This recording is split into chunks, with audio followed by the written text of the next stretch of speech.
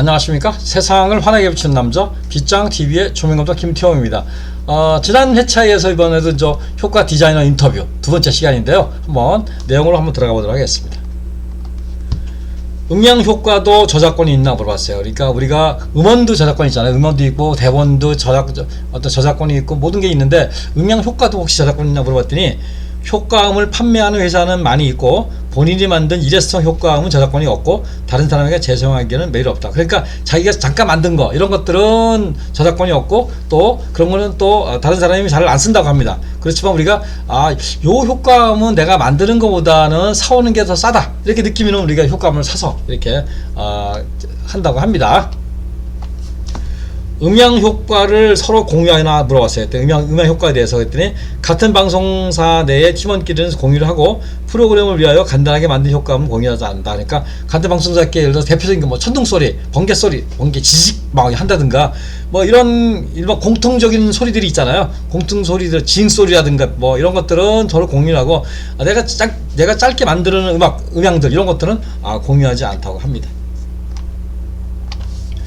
스튜디오 녹화 시 효과맨이 하는 업무는 뭐냐 물어봤어요. 뒤에 저 음향 감독 뒤에 효과맨이 있거든요. 그래서 그 효과맨이 도대체 뭘 하냐 물어봤더니 연기자에게 필요한 벨소리나 독백 등의 대사를 부조정실에서 들려주거나 후반적으로 필요한 것들을 준비하는데 촬영 장면에 그 모든 것을 체크하고 있지 않는다. 그 이유는 제작 촬영한 내용이 모두 사용되지 않기 때문에 나중에 편집본을 보고 준비한다. 이런 거예요. 그러니까 그 연기자가 그러면 다음에 뭐 할까? 이런 대사를 한다든가 이런 거에 대한 그런 거라든가 또 이런 독백이라든가 대사에 필요한 것들 그리고 이 사람이 대사를 하기 위해서 그 화면에 나오지 않지만은 그 상대방의 대사를 들려주는 거 이런 것도 이 음악 효과맨들이 플레이를 해주는 거야. 이런 거라든가 그래서 이런 거를 보고 이게 진행을 한다. 그리고 모든 장면을 다 체크하지 않는다. 왜냐면은 모든 장면이 다 방송되는 게 아니라 편집을 해서 편집된 편집본을 보고 거기에 필요한 효과를 나중에 준비한다고 합니다. 1극 30분 편당 음향 더빙 시간은 물어봤어요. 그랬더니 총 4-5시간 걸리고 사운드 이펙터의 취향에 따라 제작 시간의 차이는 이 정도다. 그러니까 음향에 대해서 너무 많이 신경 쓰면 더 들어갈 수도 있고 더 시간이 걸릴 수도 있고 또 짧게 할 수도 있고 그런 것 따라 이렇게 달린다 이렇게 얘기를 합니다. 음향 효과의 연출은 누가 연출하는데 그럼 음향 효과할 때 음향 효과맨이 다 혼자 하느냐 아니면 누가 있냐 그랬더니 믹싱 단계에서 조연출이 참여를 하는데 얼마나 관여하는가에 따라서 제작진이 결정된다. 그러니까 조연출이 이거는 좀 더 요 소리를 좀 크게 넣었으면 좋겠다, 이거 작게 넣었으면 좋겠다, 요거는 길게, 요거는 스무스하게 뭐 이런 거에 따라서 제작진이 달라진다. 그러니까 위에는 제작진이 왔다 갔다 한다. 그래서 조연출이 어느 정도 관여하냐에 따라서 이렇게 달라진다고 얘기를 합니다. 외부의 드라마 효과를 전문으로 제작하는 곳이 있는지 물어봤다. 그랬더니 많이 있고 비용 절감 차원으로 선호한다. 그러니까 외부가 더 싸요. 방송사마다. 그래서 외부에 싼 데를 찾아서 하는 거로 가서 이렇게 제작비가 어려우면은 나가서 이렇게 제작을 하기도 한답니다.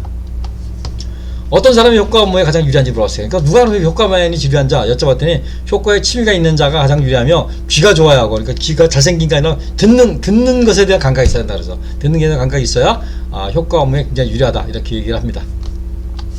타방송사 효과팀의 교류는 물었어요. 그럼 KBS, SBS랑 교류를 하냐 그랬더니 MBC 시스템과 같지는 않고 교류는 없으나 작업은 함께 하기도 한다. 경우에 따라서는 어떤 사안에 따라서는 그쪽 상대방 효과맨이랑 같이 작업을 하기도 한답니다.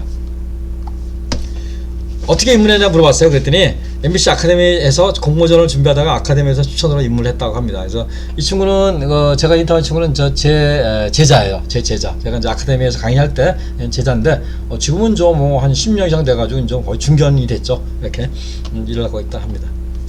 직업으로서의 만족도는 물어봤어요. 그랬더니 만족하고 적당한 대우를 받고 있다. 그러니까 항상 이런 거 제일 궁금한 게 그런 사람들이 얼마나 보는지가 궁금한데요. 그런 거는 안 가르쳐줘.